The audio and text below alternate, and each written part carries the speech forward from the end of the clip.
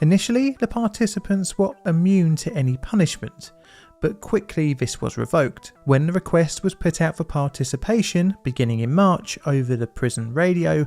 Over 2 times the required 200 men applied for the first round of experiments. The opportunity for earlier parole and a payment of between $25 and $100 also didn't hurt. Each infected mosquito was kept inside a circular plastic cage with a gauze bottom. This allowed the cage to be placed on the subject's skin and the mosquito to bite without escaping. The subjects selected were sentenced for longer than 18 months. This allowed an almost 100% follow-up rate, and were all white men of a similar age and health. A medical history was taken and physical examinations were made on the candidates. In addition, a complete blood count, urinalysis, blood typing, chest x-ray and electrocardiogram were undertaken on the subjects. Deliberately infecting a person with malaria wasn't a new thing, however. It was actually a form of treatment of syphilis in the early 1900s, pre the discovery of penicillin. The fever it produced was enough to kill the temperature-sensitive syphilis bacteria. The patient would then be treated later on for malaria with quinine. But I digress. The inmates were usually infected in groups of 3, 2 of whom would be used to test out potential anti-malarial drugs, with the final person acting as a control by not receiving anything. However, sometimes the infection group would be done in just pairs. As part of the infection process, 1 mosquito would be used to infect all 3 men, and each man would be bitten by 10 mosquitoes in total.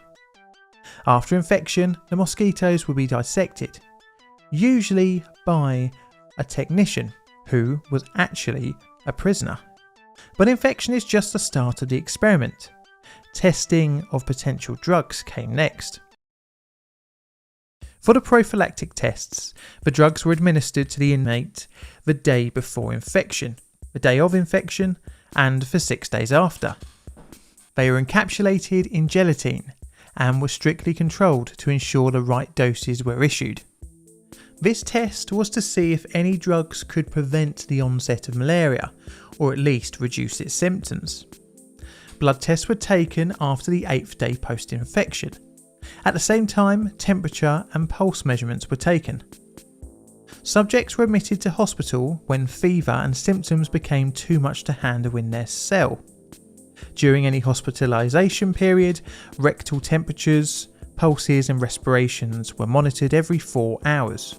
If the fever ran above 103 degrees Fahrenheit, then this would be increased to every 30 minutes. Every day, blood pressure, urine samples, fluid intake, and special tests to establish drug toxicity were taken. The next set of tests were aimed at curative treatments, that is, to stop sickness after the onset of disease. The curative tests could make use of previous participants, as long as the prophylaxis test had failed in the individual or they had been used as a control. They would be administered drugs once their temperature had exceeded 103 degrees Fahrenheit. This is where various different versions of synthetic quinine would be tested at 4-hour intervals. In a typical scenario, this could be for around 14 days. Throughout the study, over 30 new compounds were tested on the volunteers at Stateville, one of which was primaquine, and the study marked the first case of human testing of the compound. They also tested analogues of pamaquine, an existing alternative to quinine, but had high toxicity levels. These analogues were tested in the human subjects, even though their toxicity was not fully known, thus risking the health of the participants. Some doses were increased past what was known to be safe in order to observe the side effects of the substances. The testing of SN8233 resulted in 1 prisoner's death after it caused a heart attack. Many subjects would complain of heart conditions after the studies. The experiment allowed the military to find out how much of each analogue could be administered before adverse side effects would be felt. There is no doubt, however, that the experiment proved useful, especially in saving the lives of Allied soldiers. But we need to talk about the ethical considerations.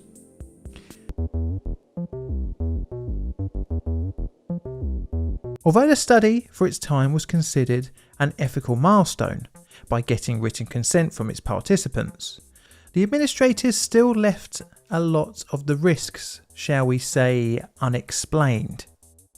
The form only stated that the prisoner was agreeing to take part in investigations of the life cycle of the malarial parasite and to accept all risks connected with the experiment. Pretty vague by modern standards. But the idea of informed consent is hard to define, especially when the participants are in an inherently coercive environment. The motives of the subjects can be pretty much split into three groups. Mercenary for the money on offer, corporal in the sense that the punishing life of prison may be lessened, or philosophical in that participation offered a feeling of working towards a greater good for the war effort.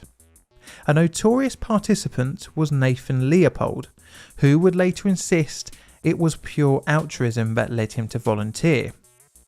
Leopold, along with an accomplice, were serving a life sentence for the kidnap and murder of Bobby Franks. He would be paroled in 1958, partially influenced by his time during the malaria study. Even amongst large swathes of the prison population, the war at the time was seen as a good thing, the pitching of good versus evil and all that. So really the question is how unethical were the actions of the research team? They most certainly made most of the use of the prisoners, in that I can't think of any other population that could be tested on with potentially lethal drugs and society not be too concerned. Even with volunteers from the civilian or military world, the testing of unknown drugs couldn't be done, as in the eyes of the public, a death from either would be considered a tragedy, something that is unlikely for a prisoner. It is really open for debate, the ethics of the study, something that is still questioned today. And this brings us back to 1946 and 1947, during the Doctors' Nuremberg trial. The malaria study at the time was widely publicised, leading to it being the most well-known top secret project. It even featured in Life magazine. As such, and in preparing an argument for their clients in the USA versus Karl Brandt trial, the Defence Counsel sought to compare the German malaria study undertaken in concentration camps to the Stateville study. Even though the US study by today's standards stands on ethically shaky ground, the crimes committed in the name of science at Dachau are on another level. Talking specifically about the malaria study, the victims in the concentration camps were not given any form of information about what they would have to endure, let alone being asked about participation. It is estimated that around 1,200 people were used to test malaria at Dachau. Approximately half would die. Any who received any debilitating side effects but survived were murdered. Needless to say, in the doctor's trial, this poor defence of whataboutism didn't work, and out of the 23 defendants, 7 would be acquitted, 7 be given the death penalty, and the remaining serving various terms in prison. In the wake of the trial, a new code for human experimentation was set out, and that would take the name of the city, Nuremberg.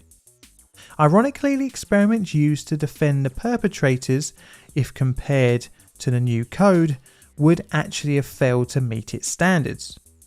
The malaria study would continue past the Second World War, and some really bizarre experiments would happen with prisoner-to-prisoner blood transfusions.